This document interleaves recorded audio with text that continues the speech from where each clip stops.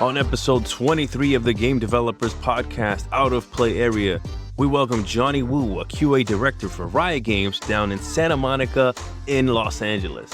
He's got me beat for miles traveled across this amazing industry, where he's honed his craft since early Electronic Arts Canada, from Vancouver to Montreal, where then he went to Zynga in Toronto, then on to King in the London and UK, then came back over into Seattle, where he transitioned down to LA to work on Apex Legends for Respawn. He's got some wild stories and even deeper insight on how he's navigated these industry streets.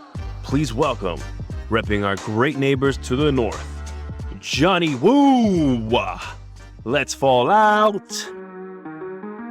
Bienvenue. Welcome to the Out of Play Area podcast, a show by video game devs for game devs, where the guests open up one-on-one about their journey, their experiences, their views, and their ideas. No ads, no bullshit. Join us as we venture far out of the play area with your host, seasoned game designer John Diaz. What part of California are you in? So I'm in Los Angeles in an area called the Valley, which is just, I guess, north of downtown LA, north of really like the center. It's where a lot of families go out to live. And obviously the real estate is so expensive in LA that people have sort of moved outwards from the city. LA is a really interesting city, I think, compared to some of the other areas I've lived. There's no like Montreal, there's like a downtown area, then people. But in LA, there's like various pockets of different things, and a lot of it is car driven. Getting around isn't like a European city, or isn't like Seattle or London or Montreal, Vancouver. It's like you really need a car to get around the city. So the traffic's one of the main gripes and complaints that people have here. You need a car to get around LA, but the traffic makes it so that you don't want to be in a car. Yeah, and it's one of those things that people always say, like the friends or people you see are the people who live in the same part of LA as you do, because you would just never drive an hour and a half to go see someone. It's just not worth it to make that drive. It's just a bit too stressful. But And it's an hour just to cover like a handful of miles. yeah, for sure. The hack is a motorcycle. That's the way. So there are like more central areas in LA, like Santa Monica, more kind of walkable areas. But I would say like a lot of cities you can get away without owning a car. LA is definitely not one of those. A lot of times where you work really dictates where you live. Obviously, during the pandemic, most of us are in our living rooms, in our bedrooms. That commuting to work hasn't been like something that an activity that people had to do. But it's an interesting, diverse kind of city. I think compared to like Seattle or San Francisco, the other cities up the West Coast, it's more really tech heavy, right? Like you walk around Seattle, you go like Belltown or those areas. It's like Amazon employees. Yep. You see the badges flying around when you're walking, the backpacks, the hoodie, all those things are like characteristics of like tech employees. But Yeah. LA is like a blend of a huge entertainment industry. So people who come here with dreams to make it big, and acting, singing, all these different kind of industries that melt together, and like a very vibrant games industry as well. So we have Sony here, we have Blizzard in Irvine, which huge. made a lot of the great games that we grew up with. Riot, where I currently work, is in Santa Monica, and Respawn before that was in the Valley. So a lot of collection of high-end game talent and game studios, but it's a really interesting city I've only been here for 2.5 years. So a lot of that was colored by COVID for a really long time, because we were just staying inside. More than half of it. Yeah, more than half of it. So that colors your experience a bit, right? So not being able to do a lot of those things that you wanted to do when you move to a new city, right? But now it's sort of getting better, but sort of getting worse again with like the Delta variant, and just trying to live life alongside this pandemic. Yeah, trying to figure it out. And trying to enjoy a new city can be challenging as well. I'm always surprised that LA actually has public transportation, right? Like it has a railroad that covers kind of the hot spots you care about, but I never hear people talk about it. Yeah, it's one of those things where you kind of need a mass following for the city to invest in it properly, or like to have some serious kind of legs behind a good public transportation system. If you look at like, I think Montreal has a good underground subway system. Yeah. And a bus system that most people take. And like most European cities have that. Even if you look at like San Francisco, Seattle, I think those cities have better public transportation than LA because LA, everyone sort of owns a car. Public transportation hasn't really caught on, but I feel like living in the United States, public transportation is not as good as a lot of parts of the rest of the world where it's just like a natural mode of transport to go to work. Mm-hmm. Whereas the subway system can take you almost everywhere. LA is definitely not one of those cities. I see you got a bike back there. You ride? I used to ride a lot. I think lately I haven't been. It's a bit hard when it's this hot out, and it's just like you True. get tired quite easily. But yeah, I think you'd be great to live in a city like Amsterdam or a city like that where you can use your bicycle as the main mode of transport. That's like more efficient. You get some exercise out of it, which is great. And like you kind of stay active as well. So it's a great way to get around. I would say LA compared to like bicycle commuting cities, LA people mostly do it for sport as an activity rather than, oh, I need to go to work or go meet up with my friends and stuff like that. Yeah, the infrastructure is not that friendly. Like sharing roads out there is dangerous. Yeah. And generally, like if you live in a city where people are not used to sharing the road with bicyclists, cyclists, that they don't know how to interact with you, you get a bit too close to each other. When they say LA has the worst drivers in the world, it's actually like pretty accurate. So it's like it's got some of the worst driving habits, practices, at least in most of the cities I've been in where people run red lights, people don't signal. There's a lot of rage, man. People A lot of were in a rage. rush. They're always in a rush and they're always in traffic and they're like begrudged. LA is like one of those cities where people always have somewhere they need to be, friends they need to see, a gig they need to go to, or like it's like a very gig economy city too. So because the nature of the entertainment industry is so unpredictable that it's like side jobs. I'm an Uber driver. I deliver food. I also do voice acting. All these different things sort of have to go together. And it's probably been worse during the pandemic when those jobs or those industries began to slow or stop altogether because people couldn't meet in studio. There's some huge studios here like CBS, Warner Brothers. Yep. All those studios are here, had to close down during the pandemic. So a lot of people had to get a lot of these gig economy jobs. What are you drinking? I'm drinking a Jameson, so I would say on the lower end of kind of whiskeys. I think I generally like Japanese scotches, Japanese whiskeys. Yes, man. Yes, we should crack some of that out. Yeah, Japanese whiskeys and like nice scotches, but yeah, I decided to go with the Jameson today, which is that's like a guilty pleasure. It's like nostalgic from my time in university where you're maximizing the amount of money you spend to get drunk and like you don't want that ratio to be too high because you had no money. You're on a college budget. Jameson gets the job done. Yeah, man. I was going to have some tea. It's been a long day, a lot of talking, a lot of meetings. GDC's happening. And so you convinced me. So I brought down some also accessible Christian Brothers brandy, poured that into my tea. And we were ready to go, man. So cheers. Cheers, man. Yeah, thanks for having me. And it's a pleasure to be on this podcast. I was connected to you through Steve Beauchamp. He was like, yo, you got to hit up Johnny. And it turns out we know one other person in common. Turns out we both know or have worked with Jerome Parent. Actually, me and Jerome worked together briefly in Quebec, in Montreal. So I think that's where he is still. Yeah, he's at Warner Brothers working on that Gotham Knights. We worked at the EA studio in Montreal, and was that Visceral back then?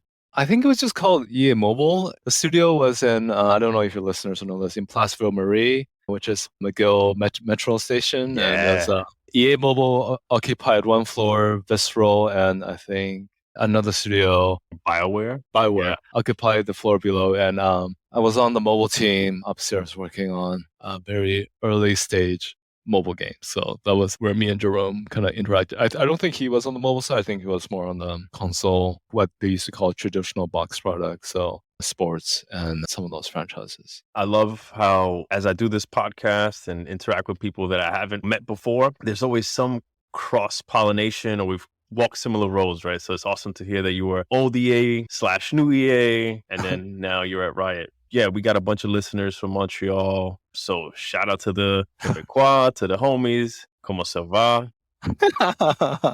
Yeah, Montreal is one of those cities where I moved there as a obviously I only spoke English, but it's one of those cities you can get away without speaking French.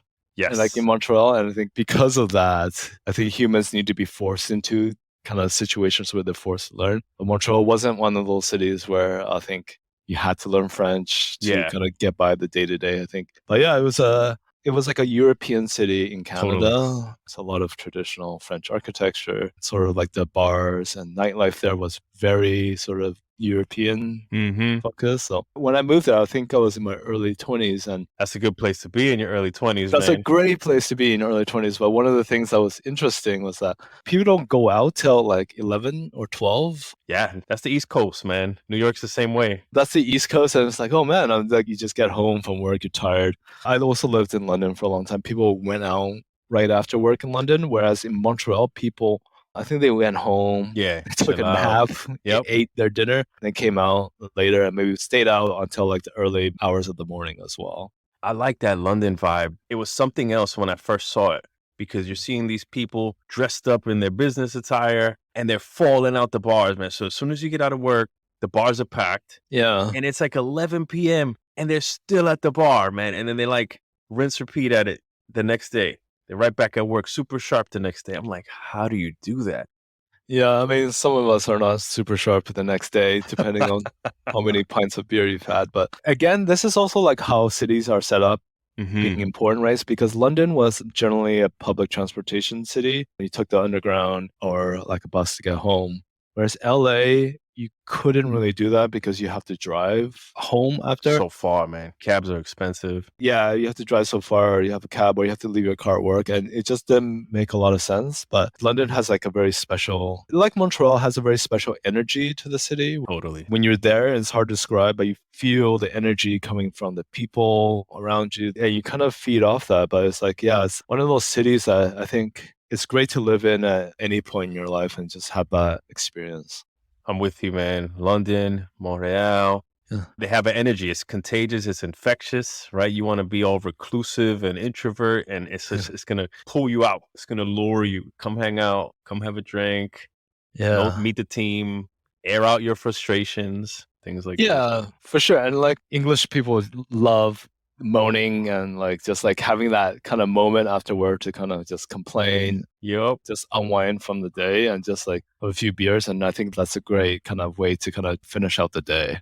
Call it a decompressing. You know what Yeah. I'm saying? It's weird working from home, right? Like everything's here. So I know a lot of alcohol consumption went up through the pandemic. And Yeah. it's funny, man. Like I never really felt like I got that decompression, right? Like I'd be at my desk working and it's like, all right, I'm done. Let me log off.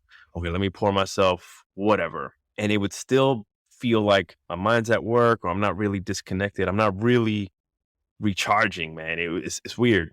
It's one of those things where I think we all went through this work from home period for the last 18 months. And when I say we, I think generally just a lot of tech people, like, Yeah, knowledge workers. yeah, it's not knowledge. Some people didn't have the option of working from home. And it's sort of like there's no kind of beginning or end to your workday where you start your workday by getting to work, whether that's commuting, driving. That's when your day starts, and you end the day by driving home. So it's like a weird blend of life and work happening all at once, where basically I wake up and there's my office, right? Yeah. And then the day is kind of knowing when to kind of disconnect from work, and that being really important as well. But yeah, it's interesting experience. I think at the beginning, it took a bit of adjustment, but I think now, for most part, like companies like EA, Activision, Riot, all these big game companies have figured out how to be effective from working from home. Mm-hmm. And who knows how that'll inform like the future guidance around companies' stance and kind of approach to working from home. We saw that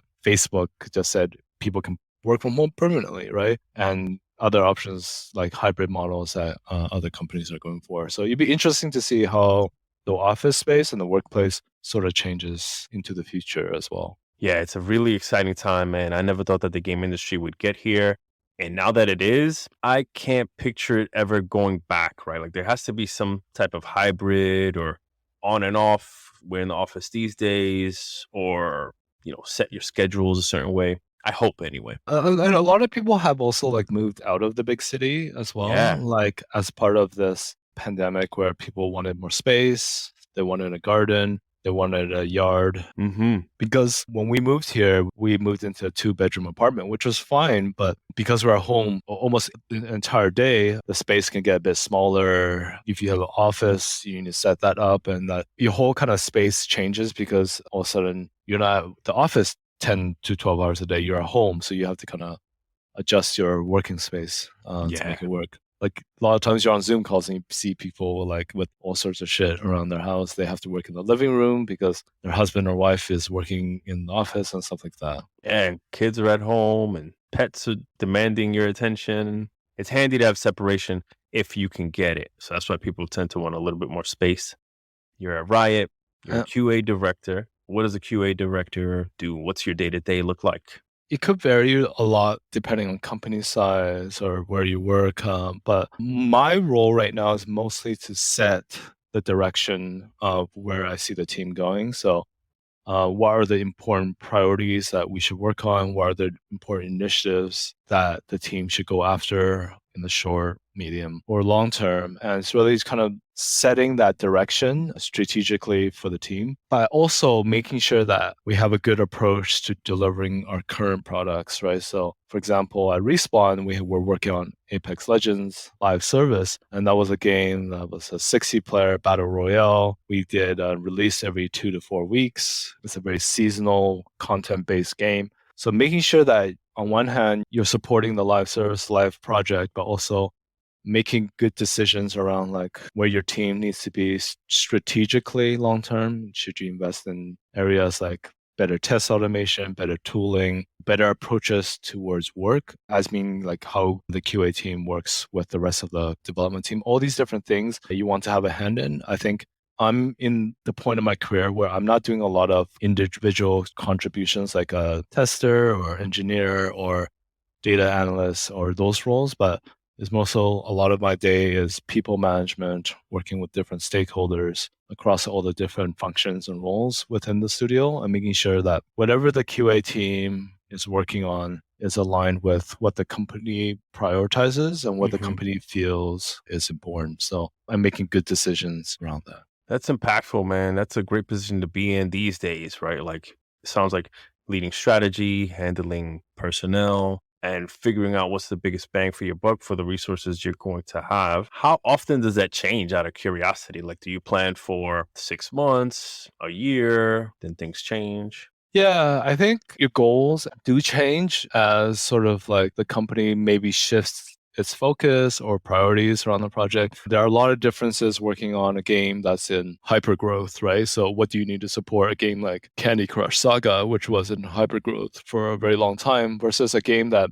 is a mature product or a game that you're about to sunset, right? So all those kind of situations can change your approach in how you look at your medium and sort of longer term goals. In general, I think you want to think in a way where you can anticipate what the future needs of the project or the studio or the office are, and how to make the best decisions to anticipate that. And that could mean like you need to increase the technical abilities within your QA team. You need to invest in better tooling around automation, staging environments, all these different things to kind of better meet maybe not necessarily just the current demands of the project, but future needs and demands of the project. And also using that.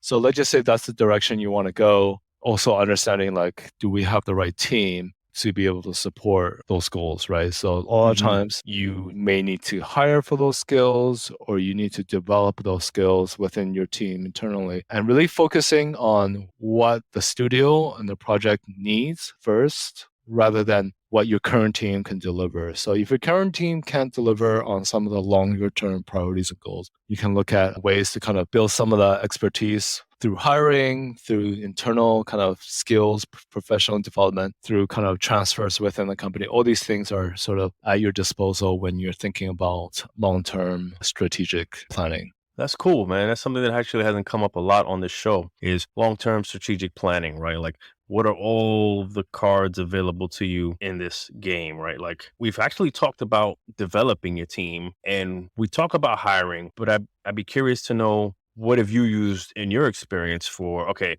my team needs to learn a new console generation or console cycle or new product coming out versus, hey, we just don't have this expertise. We need to look externally or internally for transfers, right? Like, how do you approach that? Yeah, so I think really focusing on like what the problem you're trying to solve is and understanding what skills are needed to meet those problems, right? So let's just take a very common problem within QA is a lot of our testing is very manual, it's very black box, it's very non-technically driven. And so how do we move from there to more test automation, more build kind of verification? All these different things require someone or a team with different skills. Sometimes it's not like a transformative thing you need to do with your team, but maybe you just need to do slight sort of augmentations within your team to kind of get there. But it's really like understanding what the problems you're trying to solve and what kind of skills are required to kind of solve those problems. And when you're working for any business, right, it's not a perfect situation where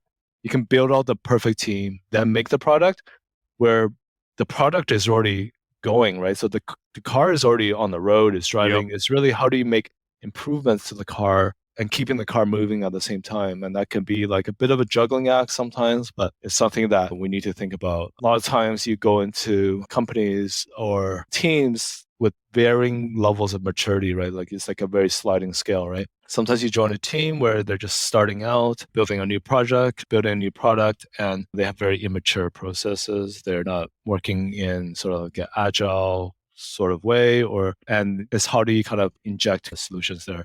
A lot of like how you think about these things is really dependent on where the team is currently at and like what realistically you can accomplish within like the short and medium term. You brought up something super interesting is to say you're taking an immature team, right? A team that's just kind of taking work as it comes. We call it like a chicken without their head. So what you said, processes aren't in place.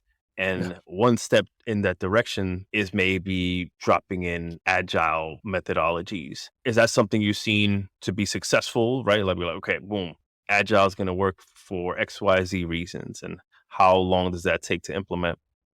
Yeah, I think really depends, right? I think if you're working like at an early stage startup, maybe like sub 20, 30 people, I think it might not make sense to adopt agile right away. I think if your goal then is to kind of quickly deliver products, MVPs, and early iterations of what you want, agile might not be the best solution for that. In lieu of agile, what would work for a team of that size with that goal? You could use a waterfall approach to kind of delivering that product. All these different things are at your disposal. I think in the last 10, maybe 10, 12 years, agile has become a very big philosophy and practice in software development. Oh, yeah. Seems like everybody throws it out there, man. It's like, oh, first thing I want to do, agile, Kanban, Jira. And it's definitely made its way into the games world and really depending on where you work. But I think in most modern day game development studios, agile is the Bible for developing. I agree. And making games. And agile does a lot of great things in terms of it gives the team some predictability in what you need to do, how fast you're going to accomplish work, what are your goals at the end of each 2-week sprint, 4-week sprint, however you want to structure it. And I think as a project manager, producer, it gives the team a lot of empowerment to know what to work on and know what are the important things that they should care about as part of each sprint and what they need to deliver. And I think it also gives teams the ability to have really early iterations of the product to test, to see and play as well. Yeah. Which just goes into that failing fast mentality. It's like we don't want to be working for years and not really knowing what the product is or where the product needs to be. So agile has offered a lot of flexibility there. And I think it's really good that modern game development has really adopted this as an important practice. I'm a big fan, right? Fail fast, get something on screen, something that you can control, nail down the feeling, the experience, right? As opposed to living in the theoretical space or paper design and just talking in hypotheticals, especially when it comes to creatives, right? Like we can be in meetings till the end of time talking about how things should work or even if they're feasible. I think failing fast is a really, really important aspect. Is like you want to know as soon as possible to validate whether your product or your feature or that decision was the right one. And I think the earlier you can do it, the better. I think think about it this way, like if you're building a feature or a game, think about what you don't need to validate this product, and you can cut everything out, anything that's like time consuming, like polish or anything like that, and just get to the core of the gameplay that you want to deliver to players and validate that first before diving deep in a lot of those other areas. That's the way, right? Like scope early, scope often, toss out what doesn't work, and figure out what does. Yeah. I'm curious, Johnny, what led you into games? Where did this love, this fascination, where did it all start? Like most people, so I'm 36. 80s baby. Yeah, I grew up in the 80s, but within the internet generation, right? I think the internet was prolific in the late 90s, and that opened up all sorts of doors for people to have access to information, to communicate with each other, like email, video conferencing, but also like gaming as well. So I grew up like a lot of kids playing the really early stage sort of Blizzard games that came out. So games like Warcraft 3, Diablo, all those games are like very classic games that people started with back then who were interested in this space. And back then it was mostly single player experiences at the start, because when I got internet it was the 56K sort of modem, Dial-up. so dial up. So there's quite a lot of limitations on like connections to servers, how you interact with different people. But I think that's where really my love of games came. Back then, my parents had bought this computer, and a place where like me and my brother just spent so much time on. It's just like exploring the internet, playing games like Counter-Strike, which we played a lot. All those games kind of like led me into the games industry. And it's one of those funny stories because I think I started my first testing job in 2005, 2006 at EA. They call it EA Vancouver now, but it was back then it was called EAC in Burnaby in British Columbia. So Yeah. it was like a big Canadian office they had there. It's like one of the biggest. And so I guess Yeah. what is it, EAC just for EA Canada? Yeah, it was a period of time where they're developing a lot of the sports titles there. So I got a chance to work on early 2000s, mid 2000s NBA titles, some of the hockey franchises. How I fell into that role was kind of interesting. This is, I guess, how old I am, but like jobs recruitment worked very differently now than it did then. I think EA had published an ad in a local newspaper, and I actually had emailed EA, I guess it was like a recruiting email on that newspaper. And that's how I got my job there. And it was back then, EA had like very rudimentary kind of tests to get into QA roles. It was like looking at a video. I think the game was Need for Speed, like Hot Pursuit, one of those Need for Speed titles, and just really identifying what the bugs were, making sure that you have good written skills, writing bugs, writing bug reports. That was sort of like a lot of the validation for me to get that job. Was this like a take-home test, or were you brought on site and were like, all right, watch this game and fill out a bug report, or how was it structured? It was on site. I think so. It was on site, and because EA had needed so many testers back then, They need bodies. they needed bodies and seats to be able to test these. Back then, it was box product, right? So you worked on products for a very long time, then they deliver, and then you never saw that product again, and you work on the next iteration of that. So they were really looking for testing bodies to obviously test the game, file bugs, but to have this mass resource to kind of help them with the outcome of delivering a quality game, obviously, right? So we were on site. It was like group interviews. It was like various kind of tests and like one-on-one interviews to kind of get that job. How many rounds? Was it like one day, several days? Yeah, so I think it started with a recruiter calling you, Yeah, the phone screen. the phone screen, talked a little bit about why you were interested in the job. What did you know about EA? EA at that point was already a massive company, right? Yeah. So in the mid 2000s, EA was really hitting stride as sort of like a leader in the console and PC space, and just making like very recognizable kind of titles like Need for Speed, Yup. FIFA. Those were like, Underground was big at the time. Obviously, everybody can recite EA Sports. It's in the game, right? And I think Sims was coming, or like SimCity. yeah, Probably Command and Conquer, things like this. yeah, and like EA actually had a lot more franchises back then than it does now, but like SSX, all these a skateboarding game, a Tiger Woods golf game, Yeah. all these Madden, which was obviously made in Tiburon in Florida. Medal of Uh, Honor, I think, was their shooter. yeah, and it was this really like large gaming company. On one hand, I think, Godfather, I think they had some open yeah, world games. yeah, Godfather and all these, and like some of the licensed games like Harry Potter and stuff like that. Did they have the Potter license? Yeah, they Damn. had the Potter license for a bit. And I think for me at that time was just a lot of excitement to get work experience working for such a large video game publisher company. And I think I'm sure they're big in Vancouver. Like everybody knows them. Vancouver, they're probably like overwhelmingly the largest employer of tech games talent in British Columbia. And there's a lot of smaller game studios there. But by far, I think I wouldn't be surprised if they employed thousands of people in Vancouver as part of that studio and campus there. So I think for most of us, our first job, right? Like you didn't know really what to expect. I mean, I had jobs before then, but this was like the first sort of professional Okay. experience that you got was like working in a company, being accountable for certain things, and working in an office environment with other folks. I think that was a really interesting experience. Early days in terms of QA approaches to testing. I learned a lot from very talented people there, and also like a lot of people who I used to work with in that studio are still there in Vancouver. So it's good to see that a lot of people have stuck around and had a lot of longevity in their careers at EA. Yeah, man, I'm always surprised that I talk to people who have been at EA for over 10 plus years. So it's something good's got to be happening there. Yeah. And like you get to work on IP that's globally recognized, which is great because like everyone's heard of FIFA.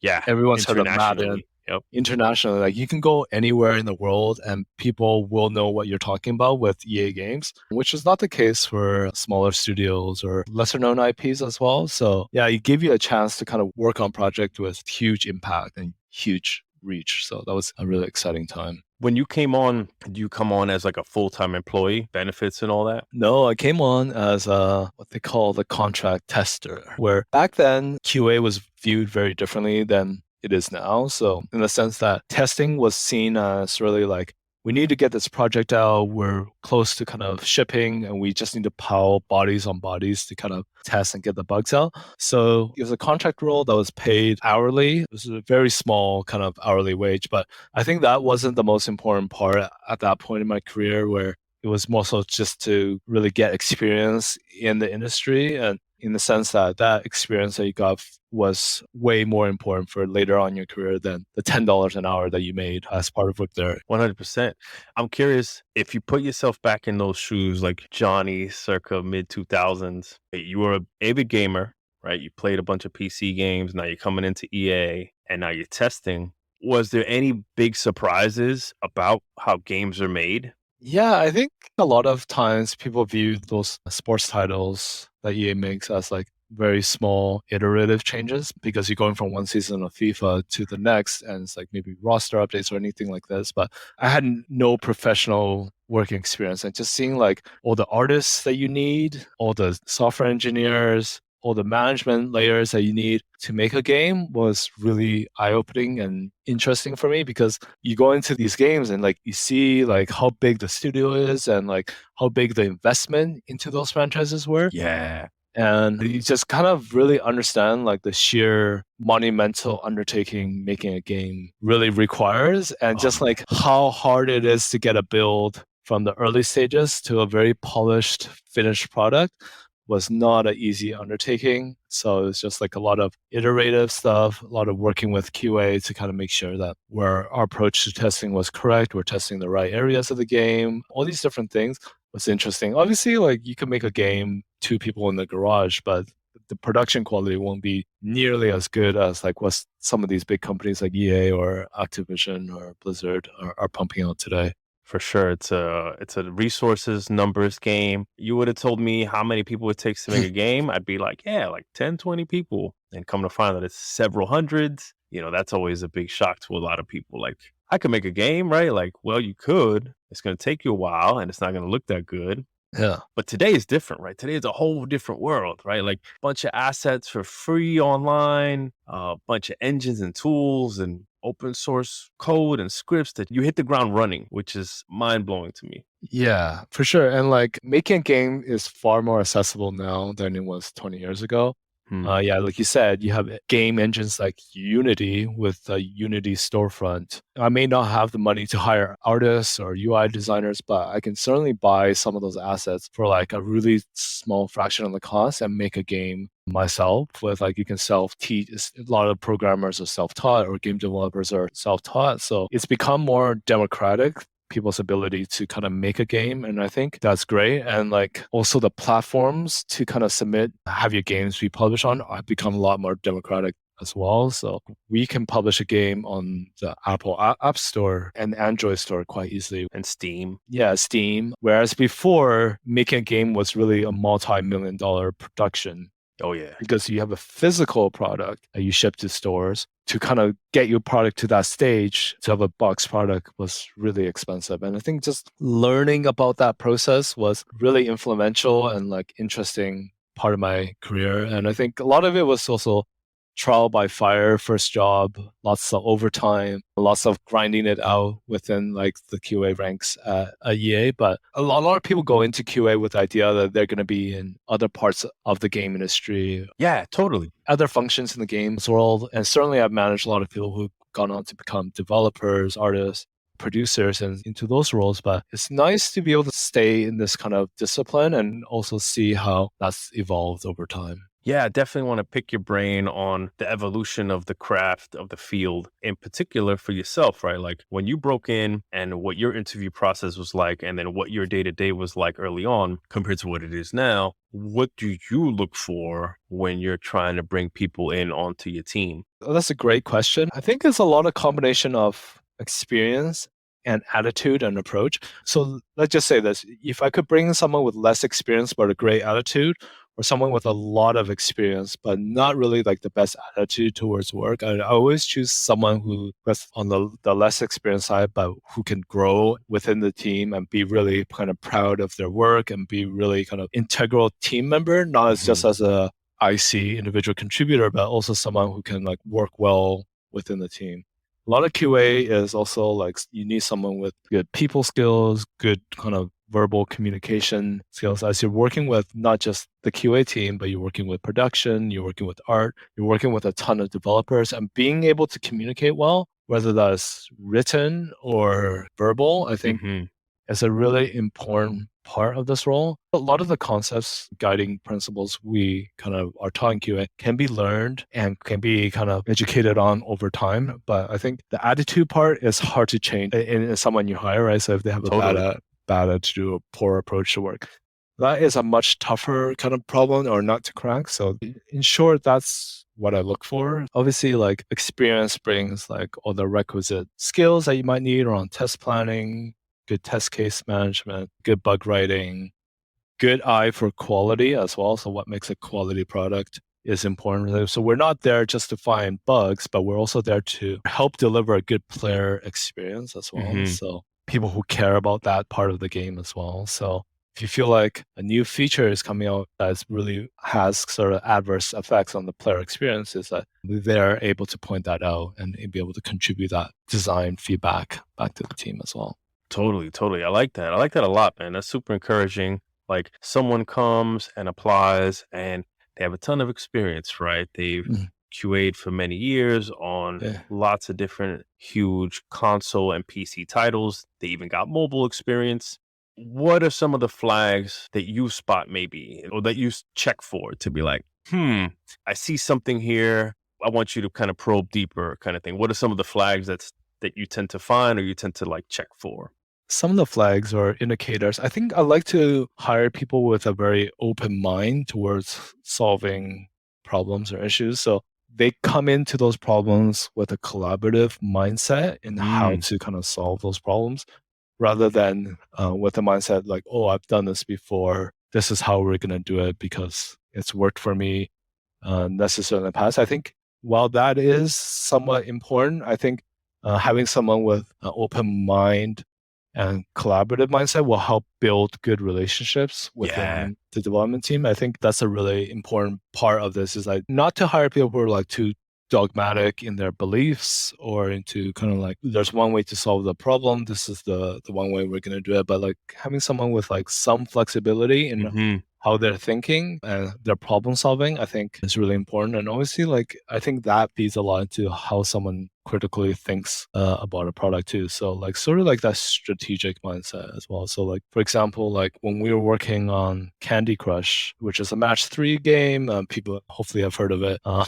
This is for King, right? King, yeah, with Yeah. King is that Where was King? King was a Scandinavian company. Yeah. It started in Sweden, but it had offices of various sizes all over Europe and in the United States. And their claim to fame was obviously Candy Crush. It was kind of crazy just working on a product with that much reach and that much kind of millions per day, man. Like tens of millions, if not hundreds of millions per day. Where was the office that you worked out of? Yeah, so I worked out of the London, UK, okay. the That's UK when you office. were in the UK. Yeah, so that's when I was in the UK, and we worked on like a variety of kind of like new products and like existing King products as well. But it was just crazy to see the sheer reach and magnitude of the games that we're working on. I had worked at a lot of companies before where had huge followings, like a lot of users, but King basically added another 0 on the end of the user base. And it was just like, I think at its peak, King had like 400 million monthly active users or something just insane. 400 million active monthly. 400 million people had played that game at least once that month. So that was a really interesting place to be where like you had super passionate people about the product and like interesting to be part of a company that's also in this hyper growth stage as well. So when you talk about hyper growth, that's interesting. We haven't really discussed it a lot on the show. I'm curious what that changes about the environment or the goals. Like, hey, we're in hyper growth. Could you explain that? Because I would assume that means we're just trying to get as much people playing this game and we're trying to grow. We're trying to hire and grow and expand. I think when I joined King in 2014, it was like around maybe 600 employees. By the time I left, it was in the thousands. Almost doubled, yeah. Yeah, the company had grown sort of orders of magnitude during my time there. And I think because Candy Crush was such a monumental success, they really wanted to replicate that success in other mobile games. So in the London studio, we released a really big match 3 farm game that was called Farm Heroes. And that was a game that probably generated $150 million per year. So I think $200,000 to $300,000 per day. So I think they wanted to replicate success as fast as they can, but also to diversify their products outside of the Candy Crush space. So even though Candy Crush was a massive success, they also wanted to have success in other genres, other games as well. So hybrid growth is like a really interesting time to be within a company. There's a lot of people being hired, a lot of change in the strategy, a lot of teams being spun up. And it can be a bit distracting sometimes because you're constantly onboarding people, which is taxing on your current team to be able to train, integrate these new people in your team. And it can also be hard to preserve a culture when you're growing so quickly as well, because you may have this one core culture with your team,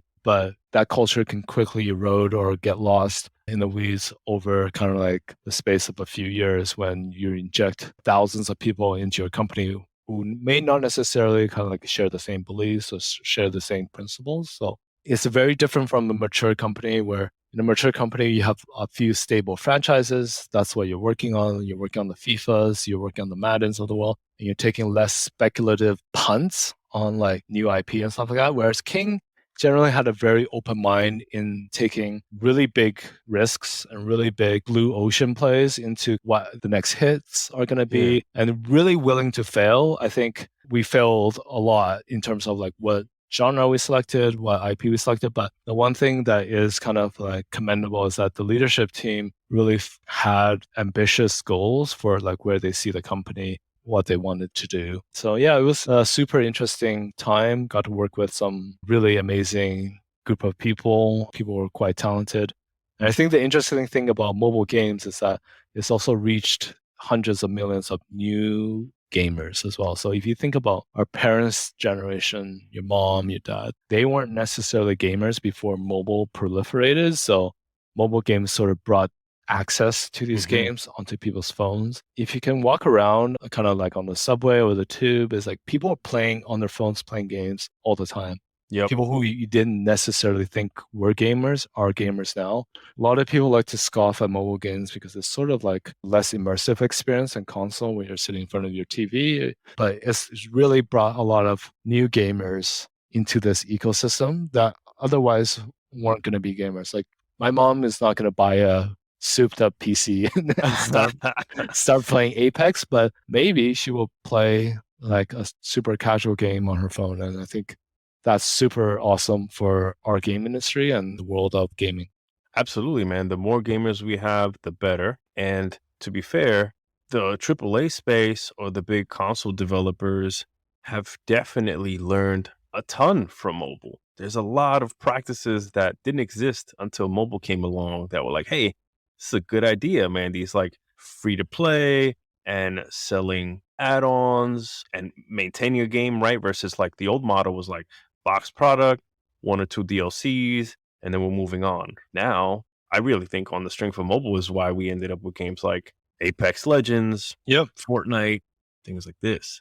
If you can picture like when we bought games 20 years ago, you Mhm. pay $60, sometimes more expensive, sometimes cheaper to buy the box product. You loaded the CD and you play the game. And the entire game was basically after the initial purchase didn't come at any cost to you, right?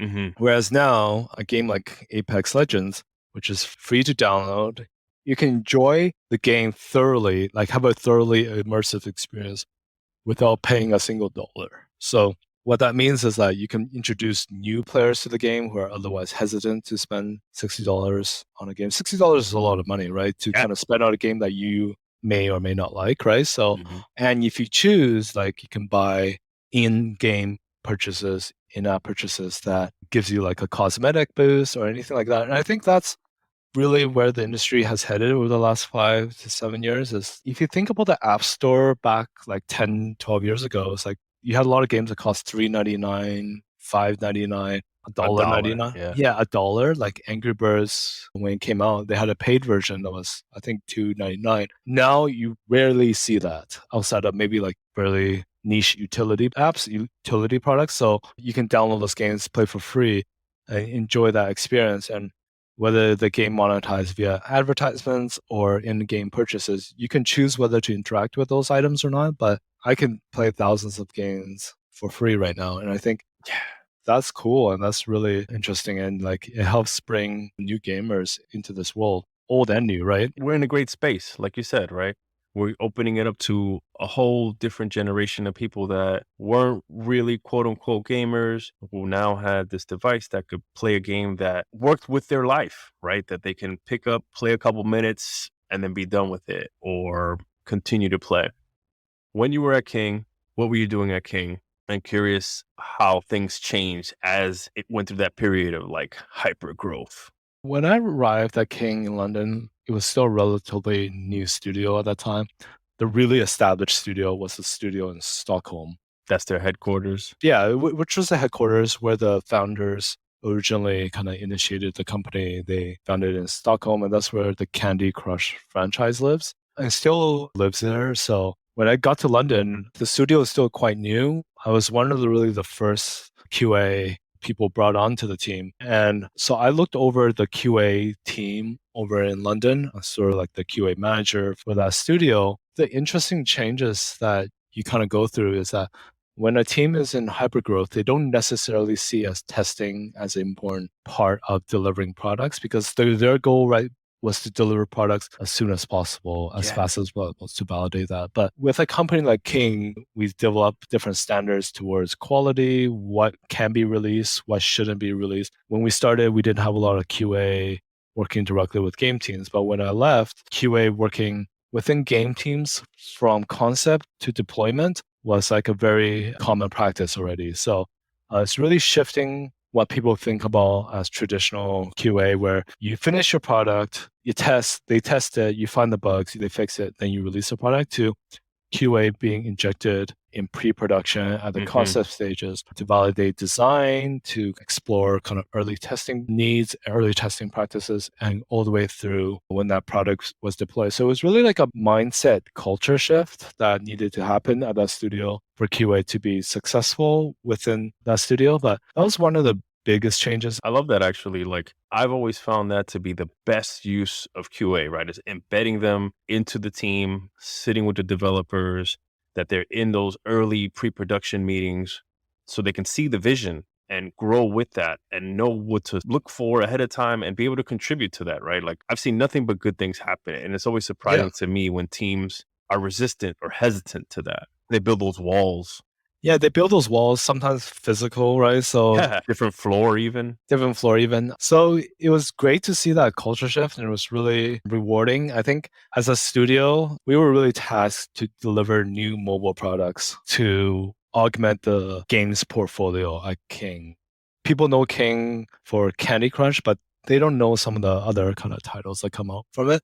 And it's really kind of interesting to work on a lot of new games that came out as part of that studio. Some successful, some not. But one of the nice things about mobile compared to a box product or console products is that you can have very early validation of your product through A/B testing, through kind Yeah. of what we call soft launches, where I just want to test how my product works in, let's just say, the Philippines, get some early metrics on retention, on monetization, on gameplay changes. And that was really kind of interesting space to be in, just to kind of be in that sort of data kind of minded company where they use data to inform a lot of good decisions and when to kind of keep working on a game and when to kind of stop working on a game. And I think those decisions are really critical for your studio's success. And it was great to be in that mindset in that world. And obviously, like getting to live on a different continent was also interesting as well. Was there any major like culture shocks when you made the transition? Where did you leave when you got to London? Toronto. Oh, Toronto. I had moved from Toronto to London. I don't think there was any massive culture shocks because London is English speaking. Most people, when they move to another country, there's like some language barriers that they have to overcome. There weren't massive culture shocks. I think it was nice to be part of like a very vibrant kind of Yeah. city where it's like a huge diverse population as well. So like you have people from all parts of Europe, but all parts of like other parts of the world, like Africa, India, North America. And this word gets used a lot, but it's sort of like this melting pot of different Mhm. cultures and Mhm. different languages. And that was really interesting part of my life as well. So Oh yeah, and you were there at the good time when they were still part of the EU, yeah. right? So you can probably jump in a train and get to another country, no problem. Well, now no one's really traveling, but I was there for the Brexit vote and all those things. So Oh snap! Were you able to yeah. vote or not? Because you were like, Yeah, so I'm Canadian, so I think as part of some UK Commonwealth. yeah, you both honor the same queen. Yeah, we both honor the same queen. Some Commonwealth agreement meant that I could vote in British elections. So that was really interesting. Yeah, my wife is Canadian, and apparently I could file for all that, and I've just been lazy about it, man. That gives me more impetus to actually go follow through with my Canadian residency. I'm like, what am I going to gain right now? But it gives me more value. I see it now. I think in people's career, I really encourage if you have the opportunity to work in different countries and different cities, there is so much to be gained from that experience, right?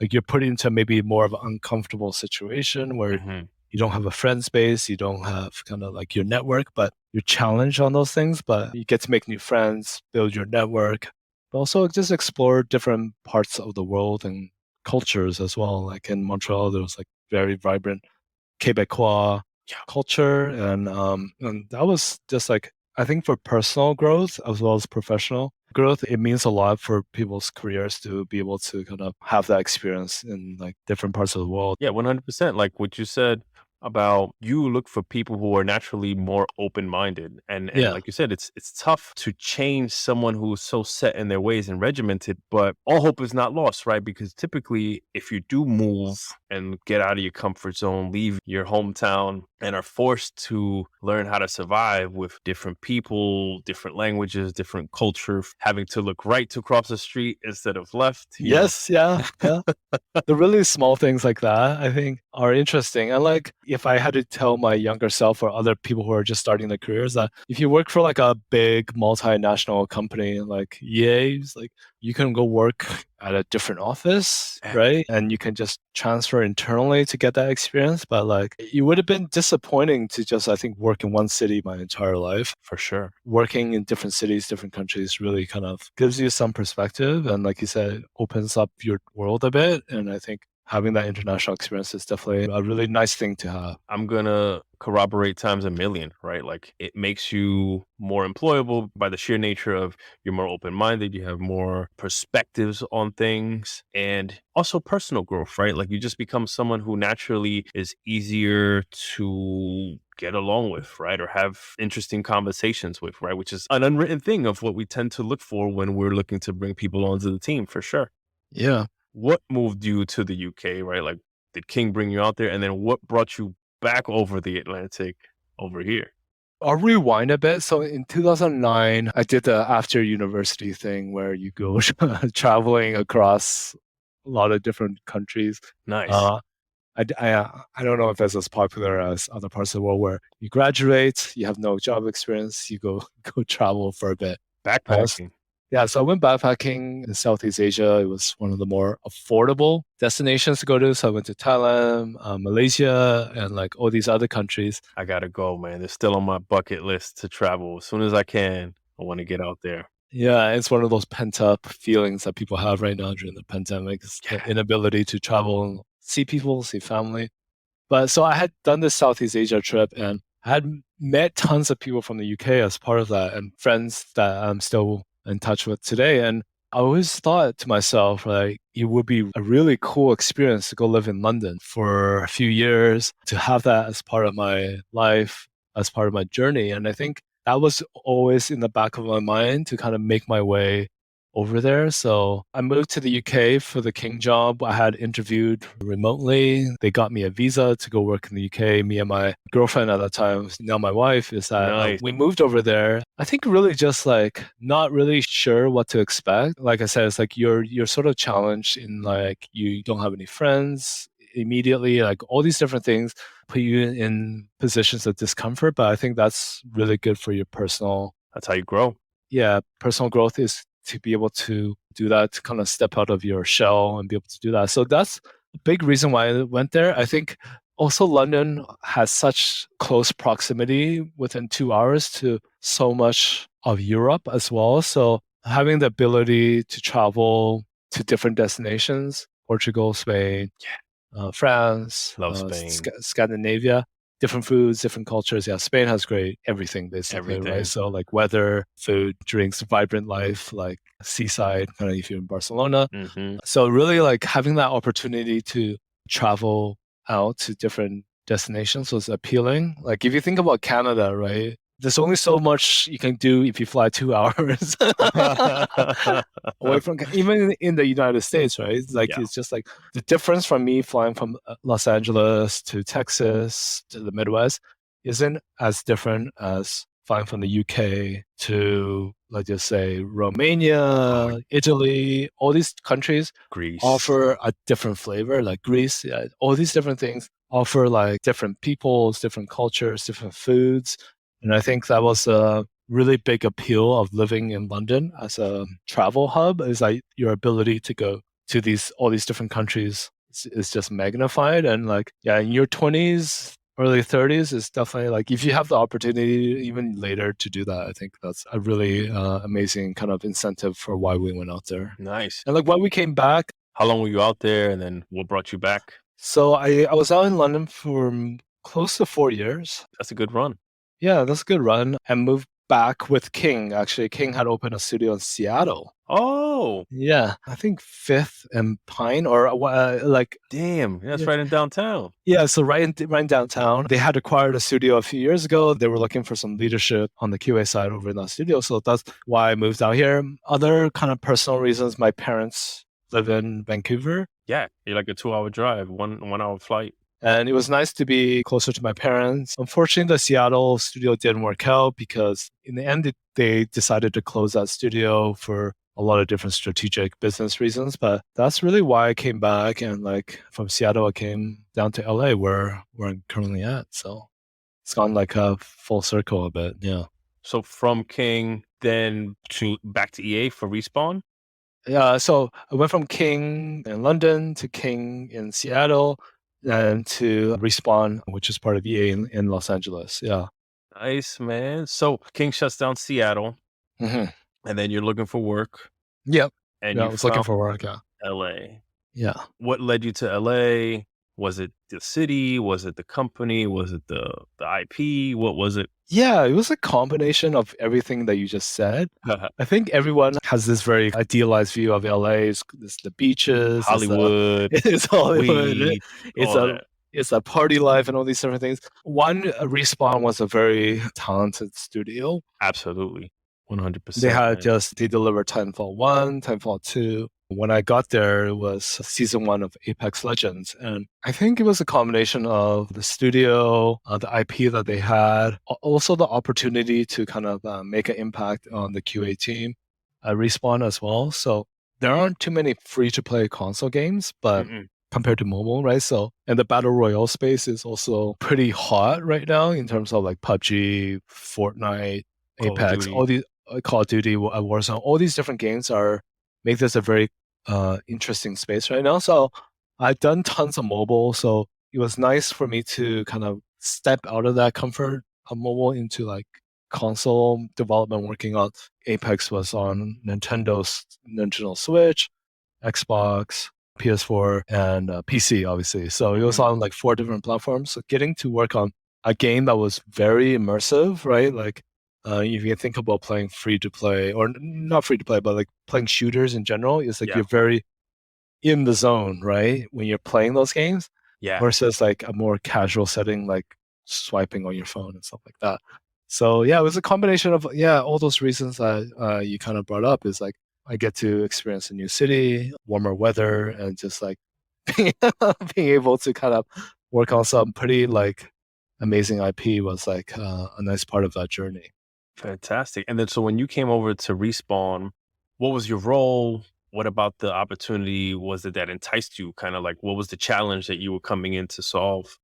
Respawn had delivered Apex quietly as well, so Yeah, EA wasn't expecting Apex to be any sort of commercial success. it was a surprise. They made the game was a huge, I think it was February of 2018 that the game launched, and it was like huge, massive hit. Like you hit like 100 million users like right away. And I think if you look at the talent of the studio, so Vince Zampella, Yep. who founded that studio, was the person who started the Call of Duty franchise. Yeah, like Infinity War Blood, right? Yeah, Infinity War. So it was like you're working with some pretty like heavy hitters in the games industry, like people with You could learn a lot from. that you can learn a lot from, and people who are quite passionate about the shooting space, like the shooter genre. And having grown up playing in a lot of those games, that was a really big incentive for me to come here, just to be surrounded by that type of talent. You get to work with people who made a really big impact on the games industry.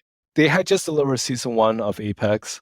It was a huge success. They really need some QA leadership kind of support on the team. As you're talking about the monster, the kind of you could almost say overnight success of Respawn. Yeah, exactly. I mean, I'm sorry, of Apex. Apex, yeah.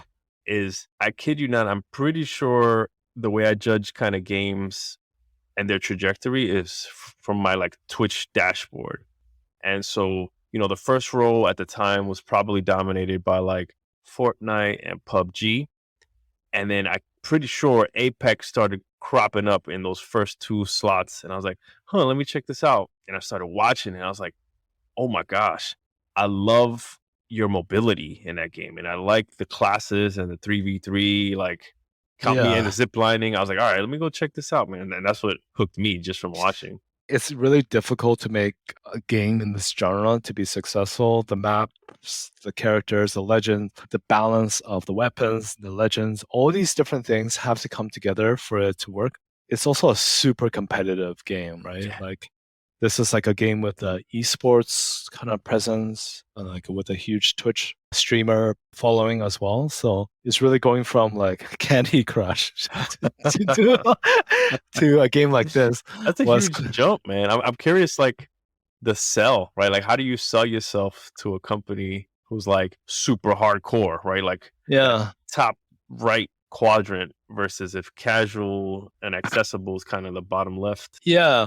What sold them was that they didn't have someone who had sort of live games as a service type experience running the QA team there. So what I mean by games as a service is a game that frequently updates 2-4 weeks on this very aggressive, very predictable cadence to deliver content, new legends, new weapons, new store MTX items, all these new things that need to be kind of in the game to keep your audience satiated so they can keep playing the game, right? So if they don't have this, you tend to kind of lose users. So the studio was very, very familiar with delivering games as a box product. So they had just delivered when I was there, they also delivered Star Wars Fallen Order, Oh, which was a such a box good game. yeah, which was a box product, critically acclaimed as well. So they were looking for someone to structure a QA team that was going to be capable working with the development team to deliver content at a pace that they were not used to. So That makes sense. So then enter Johnny from Candy Crush, experience, pipeline, all that, right? Like, come right over. So they were looking for someone kind of in this space. And luckily, I was that person. My time there from season 1 to season 8 was sort of like structuring the teams to be able to test early and deliver this content in a reliable, predictable way for us to keep our players interested in our game. Like you said, right? This game is free to play, right? We don't make a penny off players if we don't deliver new content or store items, right? So stuff like in-game cosmetics, legend skins, weapon skins, charms, all these different things, loot boxes, right? So like people spend money on loot boxes were an important part of kind of testing, an important part of like making sure the game, while kind of successful from a player's perspective, bowling perspective, but also successful commercially, right? Like we all work for EA, right? It's a commercially kind of successful company, and they wanted to make sure that a game like Apex had the proper kind of game mechanics to be able to also monetize users properly. Sure. When you're talking about a game that blows up like that and the team was not ready for it, and then they got to Yeah. kind of react. It was actually, yeah, it was pretty painful the first few seasons of delivering that product, because making a game that releases once a year, every 2 years, is very different than making small subsets of features and content that needs to be delivered every 2 to 4 weeks. Yeah. Also, like EA had so a lot of times seasonal launches were in coordination. We worked in coordination with marketing, so they needed to be out on a certain time. Like EA Play two years ago announced that Apex was going to be on this 3-month seasonal release cadence, and each season included a new map, Yep. New town takeover, all these different things, new legend, new weapons, and those dates were fixed. So it wasn't something that you can just easily move without, like, we had a very vocal player base, as a game like this would, right? Yeah, totally. So it's all about like keeping our player base engaged and happy. And on the back end of that, how do we kind of deliver content and features out to players in a way that they were going to be happy and keep them involved in the game? And what was your title? I was a development director too. So the QA job family fits in with the DD family at EA. It's the equivalent of a senior sort of QA manager. I was solely on Apex, so what EA calls like the QA product owner of that project as well. So Okay, so I imagine that you had to kind of build out your team a certain way to account for the beast that is Apex. yeah, Curious how you went about structuring that, man, and finding the softs and the culture you built. like most managers who come into situations, you do inherit a team. So you don't build any team from scratch, typically in most businesses. So we had inherited a team that was mostly the team from Titanfall 2. So that team had largely supported that launch. I had moved over to Apex. So How big? it's more like 15 to 20. Damn. Let's just call them embedded testers, basically. So, Nice. Those that's the good ones. Well, that's the ideal way to be, I find. So they rolled up to you, 15, 20 people. They didn't all roll up to me. I had other sort of DMs, project managers Nice. that had part of the line management responsibility Okay. as part of that, but a lot of them did. That's a lot, bro. Yeah, so it's a lot. I think like always like when you're a manager, the perfect balance I think of managers to directs is always I think like 7 or 8 people because you want to appropriate the right amount of time for professional development, performance improvement, making Yes. time for your employees, which is like such a big part of all being a manager is like being there. I'm not doing a lot of the work sometimes, but I'm there to kind of enable and support them in their careers and in their professional life and work. So it was a legacy team from Timefall 2. They had moved over to Apex. But as we grew the team, we sort of looked at skills that the team was missing that we were looking to add. So people with more leadership talent and people with more technical chops, all these different things. We look to kind of augment the current team to make it more successful, basically. Okay. More well rounded, I think is a good way to characterize that. Were there any processes or mechanisms that you had to add, or kind of everything was already set up? We constantly wanted to move QA to the left, which is a terminology that people say in software development, it's like moving them early in software development. So like when I had got there, they were mostly black box testers that tested the end product, but Yeah.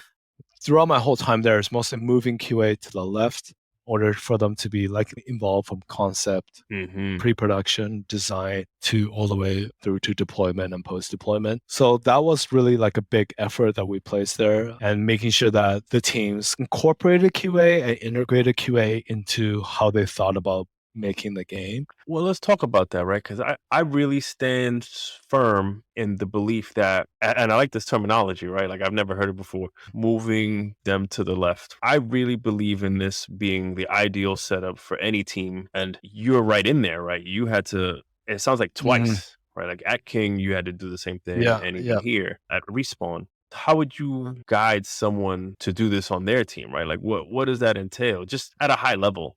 Yeah, that is a great question. I think just approach that problem slowly and start small. So, Mm. like, let's just say you're working in a studio where the QA and the production development teams are all separate Hmm. silos. Yep. Don't try to have change too quickly. That's being really important because it sort of is jarring for the team. They're not sure how to work with QA at the beginning. These are developers who probably are not used to working QA in this way. They've obviously worked with QA before, but start small, right? So like, let's just say on Apex, how we approach this, right? It's like we had very different pods of the team. So we have the team that worked on maps, the team that worked on weapons. You start with a really small pod as a use case and be like, hey, these two kind of QA professionals or QA people are going to work on your team to Oh. kind of do early design feedback, early test case kind of writing. They just say defect prevention. They're able to catch the bugs earlier before they get into kind of like the main branch, all these different things and test it out over a period of time. Let's just call it a pilot in Yeah, embedding QA. a pilot. And once you have the proof of concept, not only is the studio more on board, people see kind of like the benefits more Totally. readily. So then you're able to kind of slowly massage that process of embedding, moving left into the studios a lot easier because you have more buy-in, people see it working, and they want that on their team. So Totally. just start small, right? Don't try to make monumental, transformative changes over a weekend, right? That typically never works, right? Mhm. So just start small and approach it with a collaborative, open mindset that you're doing this for X reason to solve X problem and kind of selling that back to the team. Hell yeah, I like it, man. Everything builds on itself on a strong foundation of going back to this key trait that you look for, right? Is people who are open minded, that are willing to adapt, that are willing to evolve, to try different things. I really like that, right? Pilot it, start small, send 2 people, let other teams kind of be infected with the Yeah. gains. Yeah. And, because I've definitely been on feature pods and I'll look over and I'll be like, hold on, man, they got 2 QA people. We yeah. got 0. Why can't we get some? Can we borrow one? Things like that for sure. Yeah. Sure. Yeah. And that's like a very natural way to do change management or incorporate things. And like slowly it becomes like a success over time rather than like an overnight success. Yeah. You eventually made the tough decision to leave Respawn to go to Riot. Yeah. What was one of your fondest memories at Respawn? Yeah, that's a great question. And I think like I've left Respawn for a bit of time now, and had some time to reflect as well as to kind of marinate on the question that you just asked. And I think like being part of a game team is really, really rewarding. The best way to kind of characterize is that you're constantly in release mode. So you're releasing new content, new features out to your players. And that has very kind of rewarding aspects to it because you see players, they're happy, they're enjoying the game. Apex is a game with huge reach, and you see people talking about it and all these different things. And I think that was a really rewarding part of being on Apex was that the seasonal, we had done season 1 to season 8 before I left, and just a seasonal to seasonal kind of cadence of releasing was really rewarding because like you see how engaged they were with the game and all that. And I think that was a really awesome part of that job and being part of all these like super passionate folks that were from the Infinity War days. And like that was a really good experience. And I've definitely learned a lot about the hardcore game space that I didn't learn about before. It was like people are very passionate about their product and small changes to like how a weapon worked or weapon sounded, people kind of resonated sometimes negatively or positively to that. And I think like it was just a very passionate space. When was it that you knew it was time for a change? We had just delivered 8 seasons of Apex at that point. And you were there from season 2 to season 8. Yeah, season 2 to season 8. Being on a live service project is also a bit draining as well. So unlike like traditional box products, like you release and you get this like downward moment where like there's more flexibility for the team to kind of take a breather on some of these things. I think with Apex in its own was like in hyper growth mode. So it was like they were adding developers, production staff, QA to kind of meet. I think they've since like built up a Respawn office in BC, right? Yeah. So for season 7 and 8 and onwards, it was a co-developed game with the old Motive team in EA. So they had moved from the Motive projects, more Motive portfolio to Apex. Not all of them, but some of them. So after kind of delivering 8 seasons of Apex, I felt like it was time to really take a step back and move on. So my wife was pregnant at that time. We had our first child in May. COVID baby, man. Congrats. Yeah. It was really the perfect time to kind of take a few months off to kind of spend time home. It was parenthood, so it's not like I was in Hawaii on a beach somewhere, but it was like 2 a.m. wake ups and all these different things. Dude, yeah. I don't know how people do it, man. Like, and work. Yeah, so it was a good time to take off and like reset before coming to Riot, which is like another gigantic kind of games company, right? So yeah, with a very vocal community, to put it lightly. Sometimes too vocal, but like a vocal community, Reddit or otherwise. But yeah, I thought like we had accomplished a lot over the 6-7 seasons at Respawn. Lots for me and everyone else to be proud of, but it was time to kind of move on to my next challenge, and luckily Riot came calling. So nice. Okay, they came and recruited you. You didn't go to them? I actually like we had talked for a long time. You had friends over there? I had friends over there. My boss at Respawn came from Riot. You know how the games world is? It's just like it's a very small, tight-knit. It's a very big industry, but it's a very small world, if that makes sense, right? Like, yeah, totally. Especially in LA. But like if you've been in this industry, someone like you for a long time, right?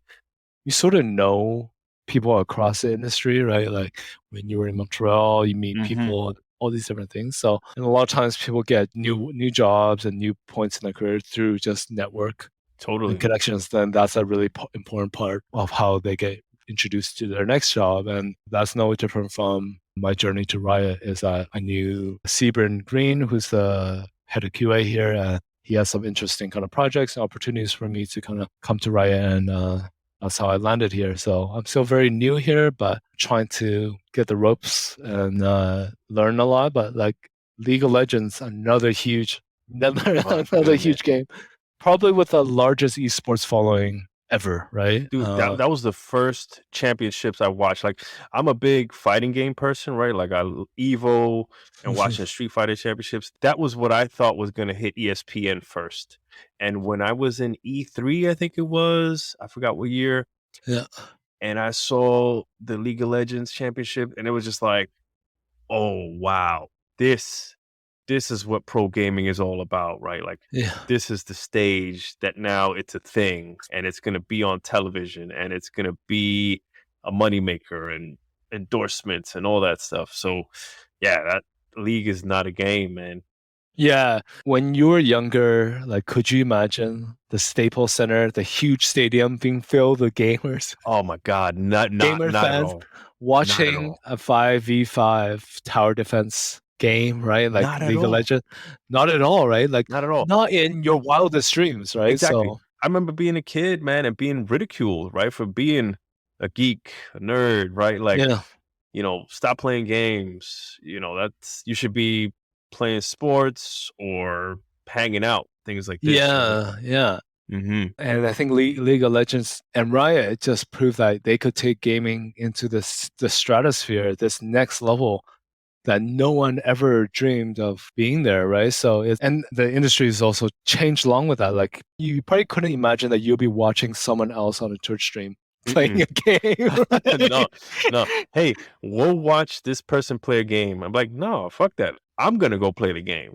I don't want to Yeah, watch someone else playing the game, and easily, man. I really enjoy a lot of streams. Like, I don't have time to play a bunch of these games that I want to play. They're coming out so fast. yeah, So I enjoy watching other people play them, right? To kind of let me know, should I buy the game, or when I'm doing yeah, design reference, right? Like right. just see other people to see, and seeing high level versions of it, right? Like that's what's really awesome. Yeah, and obviously like the competitive landscape of games like Apex and League is huge, right? Like Fun to watch. And the commentary, man. The commentary is what makes it for me. yeah, the shellcast and like you have these teams like in Korea and Japan or in North America where their life is just League of Legends, Yeah. just Apex. They're paid to win tournaments and huge prize pools and huge followings on Twitch. I think like when we launched one of the seasons, we had Ninja playing one of our seasons for a long time, and like people making there's a lot more money in the space and a lot more notoriety and audience is just huge. So who knows, right? Like maybe in 5, 10, 20 years, this industry will make the next leap, and whatever that is will be super exciting as well. I can imagine, right? There's maybe some type of hybrid, like physical athlete with e-athlete, right? Like with VR, AR happening. That could be crazy. Yeah, and you just never know, right? So from those days when we were gaming with our Nintendo 64, Super Nintendos, like blowing on that cartridge and blowing on the cartridge. Yes. yeah. Oh, it's not working. Let me take it out, throw a bunch of saliva in there, and then throw it back in. It'll work. Yeah, from that, like I remember one of my first games playing was like Mortal Kombat, Street Fighter. Like you said, those good times. fighter games, and like to see where the industry is now is like such a rewarding, fun journey that we've all been on, and it's like that experience is like something that's hard to change, right? Like you wouldn't change that. Yeah, not at all, man. It's been a hell of a ride. I love this industry. I love the people in it, and I really welcome people like yourself who make this podcast worthwhile, right? Like I built this as a platform for developers to get their voice and their experience out there for the benefit of the next generation, or even fellow veterans in here, right? That just want to see how it's done at other places, see other people's struggles and insight, and share knowledge, and get a little bit kind of reinvigorated to realize like, oh man, we're in a pretty special privileged position, right? Like, let's keep this thing growing. Let's keep it going. Yeah, for sure. Yeah, it's great to be part of it in this industry and like as a player of some of the games as well. So Johnny, man, I want to put you through what I like to call the lightning round. So these are short questions. Answer them however you like. Sure, yeah. If you had one game to take with you to a deserted island, what would that be? And, full internet, whatever. What would that be? It'd probably be World of Warcraft. Just like the story, the deep immersive gameplay. If I'm on an island, I need kind of like a game where I can play thousands of hours, and that's definitely a game where you can play thousands of hours. Yeah. Good pick. Good pick. My wife would agree with that one. Yeah. Sweet. What's the last game you finished? Probably Star Wars Fallen Order, like a few years ago. Yeah. Oh, that's so good. That was my like accessible Souls like kind of game. Yeah. Yeah. What was the last book you read? I've read a book called Such a Long Journey, and let me just find the author's name. So yeah, it's a book by Indian author called Rohinton Mystery, and it was like about this period in India and like people's lives throughout that time. And it was if you're interested in Indian culture, Indian kind of religion, what Indian was like in the last say like 100 years, that's a great book to read. It was I think a book that came out in the late 90s. Okay. Got some mileage on it. So Such a Long Journey by Rohinton Mystery. So Rohinton Mystery. Rohinton. Yeah. Dope. I like that. I like that, Rick. I need to get more well versed with that country. Love their food, awesome people, love Yeah. yoga. Yeah. Yeah. What's the thing that you enjoy the most about this job? I get this question a lot. And I think as a manager, the most rewarding thing is seeing your team members direct success and seeing where their careers have gone. I probably managed like hundreds of people over the last 10 years. And just like seeing people do well in their careers and gone on to do very different things, not necessarily in QA, has been the most rewarding part of this life so far. Spoken like a true people manager. I like it. Signs of a good manager. All right. What is your favorite part about working from home? No commute. You save time. In LA, of course. Yeah. And just like the ability to run errands throughout the day, work a bit later in the day to accommodate for that, or early in the morning. So your life has a bit more flexibility. So you don't have to kind of stack everything on the weekends or at the end of the day, which has been really nice. Yeah. I agree. I like that one a lot too. This moves closer to the model that I've always dreamed of, which is kind of like the European siesta vibe, like, 4 hours in the day, couple hours break, and 4 hours again, then you roll off Yeah. for lunch. Yeah. Yeah, you have more flexibility. We have a newborn now, spend more time with my son, my wife, and all these different things, and it's been really nice. Awesome. What is the thing that you miss the most about being in the office? It's nice to have like a water cooler conversation with someone, grabbing lunch with a colleague, grabbing a beer after work, all those things that COVID and the pandemic has unfortunately changed. Building team culture and camaraderie does require element of in-person interaction. And I think that element has sort of been lost, right? Like, so while it is okay, we can get the same amount of work done, but like 6 hours of Zoom calls with people throughout the day isn't the same as like the physical energy you feed off each other in the office and like during one-to-ones, talking about sports, talking about all these different things, just like grabbing lunch with my manager, all these different things. I think all those things you miss. So yeah, that's the thing I miss about being in the office. 100%. I like that. Yeah, there's a lot of organic discovery and conversations when you pass someone. But hey, or just walking around someone's desk, right? To be like, oh, snap, what's that? I didn't even know that was a thing. Show me what this is about, or let me get on the sticks. Yeah. Totally. If you weren't doing this, what would you be doing? Yeah. I'm not really sure. I think when I was a student, I was always a bit lost. I was one of those like C plus undeclared C plus B students, like did the minimum to get by type things. My life, I wasn't a great student or like really formalized learning type person. So I always thought like it would be nice to do something in writing. So like either like journalism, writing about kind of current events, sports, all these things. That would be, if I had a second life, that's probably what I would like to kind of pursue and do. That's kind of cool. I can see how your natural talent in like people management, soft skills, pulling information out of someone, helping them grow. I could see how that would lend itself well to like journalism for sure. Yeah, for sure. Cool. All right, buddy. We're in the closeout phase here. You're almost done. Yeah. Want to ask you, with your experience with all the things you've seen, the growth you've seen, the different countries and studios that you've worked with and for, what do you see as something that we can do better as an industry? We need to do better at being a more gender equitable workplace between all the different roles in the industry. We still suffer from a lack of females in tech roles, game roles. And I'd like to see our industry move further into kind of how do we connect more women into this games industry? How do we encourage more women to pursue CS degrees, all these different things, engineering functions?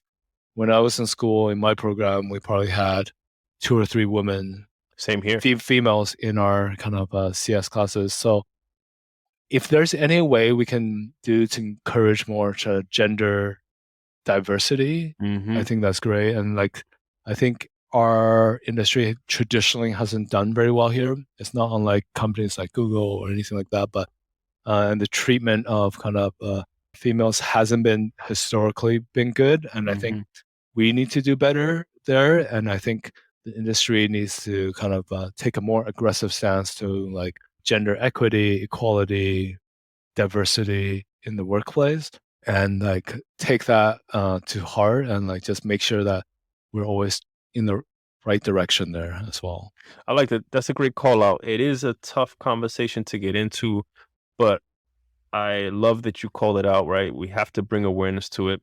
The more people that talk about it, the more that it's out there, the more that it'll become something that demands to be solved or addressed, right? So I really appreciate you bringing that out to light.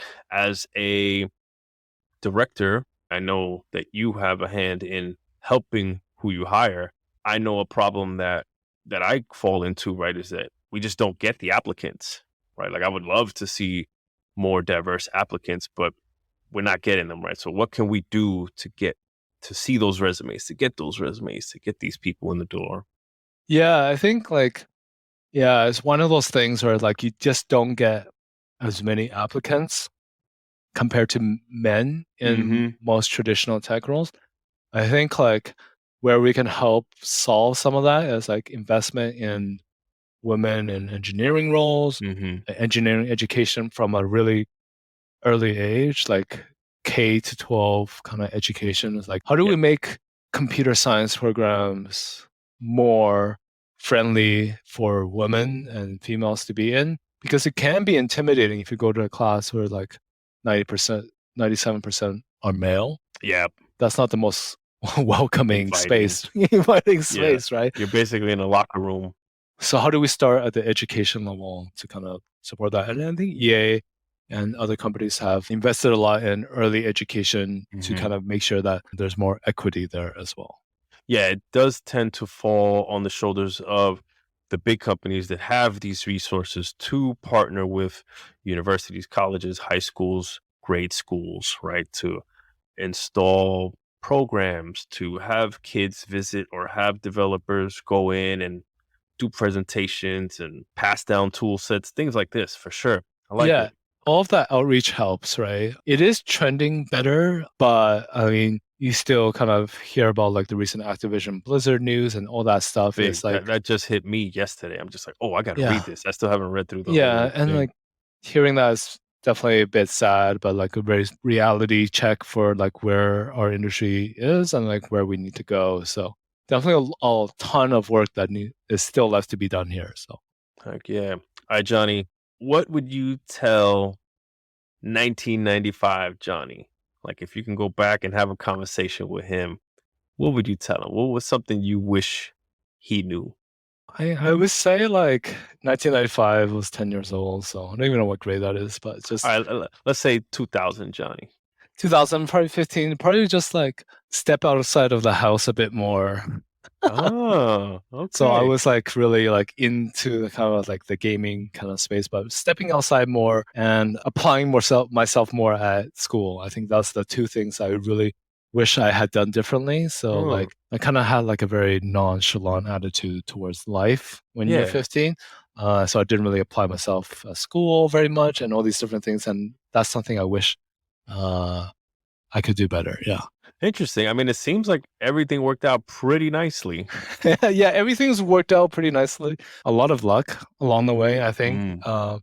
A lot of hard work, but luck definitely plays a role in people's careers, like the timing of when roles open, when you get recruited. For people like us, we probably also had a lot of tailwind in our industry. Like the industry just grew a lot Hmm. in the last 10, 15 years. And that meant a lot of new jobs, new roles, and like all these different things. So no regrets, but like, yeah, maybe be a better student. Okay. All right. I respect it. We have a tradition on the show. As you're aware, maybe you aren't. If you had a good time falling out of the play area, is there someone that you would nominate to fall out of play behind you? Yeah, so I'm gonna nominate someone I worked and managed in Montreal. His name is Graham Barr, Ooh. and he's currently a senior product manager at Jam City. Definitely be reaching out to him to get him in the picture. But he's someone like I worked with really early on in my career. We had a great time working together and stayed in touch afterwards as well. So definitely someone I would nominate to be on this podcast. Sweet, man. Thanks for the nomination. I look forward to connecting with Graham, seeing if he accepts the invitation. We've had a few Jam City devs on the show from SoCal. Nice. So it'd be interesting to see how it is in Montreal. That'd be pretty sweet. Yeah. Awesome. Awesome. All right, Johnny, you've made it. Yeah. The hard work is done. This is all about you. Where do people connect with you, see what you're up to, or is Riot hiring?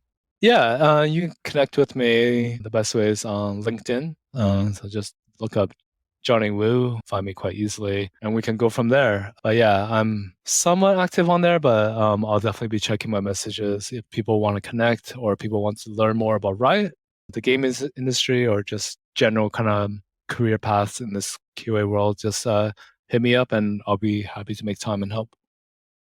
Sounds great, Johnny. Thank you for extending that. I'll make sure to link your LinkedIn in the show notes for people to follow up with that. And is there any closing words for the Out of Play area listeners out there? No, but it was just a pleasure to do this. It's nice to kind of reflect on career and also connecting with you, John, to kind of be able to do this. It's my first time doing this, so it's a fun experience and look forward to your next group of guests and what they have to offer kind of to your audience as well. Awesome, Johnny. Thank you, man. Yeah, you've had a heck of a journey, a heck of a career. So it's awesome to be able to step through that with you. And yeah, thank you for coming on. Yeah, stay in touch. Major shout out to Steve Beauchamp, who I worked with at WB Games Montreal on Sabbath and what is now Gotham Knights. We've got deep bonds, having had survived the Spartan 7 Seal Fit weekend together. Steve, I appreciate you for connecting me with this intriguing individual in Johnny. There was so much to take away in this one, and if I had to emphasize just one, I would latch on the benefit and growth that he benefited from by traveling all over the world as a game developer and team building facilitator. He hit all the industry hotspots in Canada, from Vancouver, Toronto, Montreal, then even made it across the pond in the UK. And now he's back chilling on the West Coast. Y'all know me. As much as I love me Montreal and I have my condo out there, I got a couple places out here in Seattle, and thus I'm digging some deep roots. I mean, I do have moving to London on my vision board, and Catherine's fully pushing on that agenda down the line, so we'll see. But I see nothing but upside in leaving your hometown. I've experienced it, and I've seen it in so many of my colleagues and friends. It forces you to focus on what you want to do with your life quick, fast, rather than being in the comfort surrounded by family and friends to survive. I'm curious, where is it that you stand on that spectrum? Much love to Riot. I'm a huge fan of Arcane on Netflix, and I'm looking forward to their fighting game. I think it's Project L. And the major market lion that seems to have a claim in everything these days in Tencent. So if there's any Tencent employees out there, hit me up. I'd love to hear how you like it out there. On episode 24 in 2 weeks, the last Monday of this year, we'll sit down with someone many of you have told me you want to hear from. Me. I'm thinking for the closeout episode before we end the year, It'll be a shorter episode where I just sit down, kick it with y'all over some drink, and look back on the first year doing this podcast, how it's grown thanks to your patronage and listening ears, and where I'm thinking I'll take it in 2022 and beyond, and even probably talk about some of the guests we've got lined up and whatever else comes out of my mouth under the influence. Make sure to follow us so that you don't miss out on that episode. Thank you for listening, devs. If you found this episode informative, I ask that you pay a link forward to a developer to help grow our listener community. If you're a game developer with a story you think could help a fellow dev out, please go to outofplayarea.com and click on the Calendly link at the top to meet up. Please make sure you get approval from your manager or studio's PR or HR team beforehand. Out of Play Area, the Game Developers Podcast, releases new episodes every other Monday on all the major players, including Spotify, Apple, and Google. Please make sure to follow us to see what developer falls out of the play area next time. I'm your host, John Diaz. Until next time, devs, stay strong, stay true, stay dangerous. Mega Ran, bring them home. Flight attendants, prepare for takeoff. Cabin crew, please take your seats. We are now about to enter the out-of-play area. Yeah. If you can't reach me, I apologize. Since we out of play, I never compromise. John D, NYC, know we got the vibes. Make sure you hit that follow when you hit subscribe. Out-of-play area podcast. Out-of-play area podcast. We out-of-play. It's just a little something for the game devs. Stay strong, stay true, and stay dangerous. Had to switch the styles for a challenge. Best thing out of Harlem since young Miles Morales. A new podcast comes to provide the balance with game dev veterans and rising talents. Out of play. Welcome to the Out of Play Area podcast, a show by game devs for game devs, with no ads, no BS, just the real. Welcome to the Out of Play Area. Let's go.